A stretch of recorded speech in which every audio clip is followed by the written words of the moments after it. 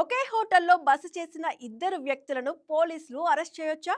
ఎలాంటి సందర్భంలో వారిని అదుపులోకి తీసుకోవచ్చు? వాటికి సంబంధించిన నియమ నిబంధనలు ఏం చెబుతున్నాయో ఒకసారి చూద్దాం.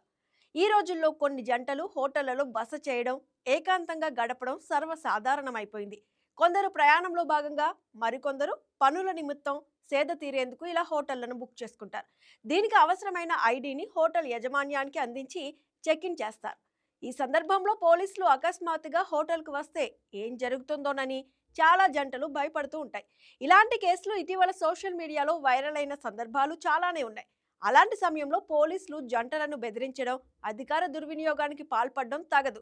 చట్టం ఇంకా ఏం చెబుతుందంటే, ఇద్దరు మేజర్లు పరస్పర అంగీకారంతో ఒక హోటల్లో బస చేసేందుకు సంబంధిత గుర్తింపు కార్డుతో గదిని బుక్ చేసుకోవచ్చు. వారు అవివాహితులు అయినా పోలీసులు వారిని అరెస్ట్ చేయకూడదు. హోటల్ గదిలో కలిసి ఉండడం నేరం కాదు. ఏవైనా చట్టవిరుద్ధ కార్యకలాపాలు, లైంగిక వేధింపులకు పాల్పడడం లేదా మైనర్ సంబంధిత కేసు ఉన్న సందర్భాల్లో మాత్రమే పోలీసులు చర్యలు తీసుకోవచ్చు. Please subscribe to YK TV Network. Please subscribe to YK TV. Please watch YK News. Don't forget to subscribe YK News channel.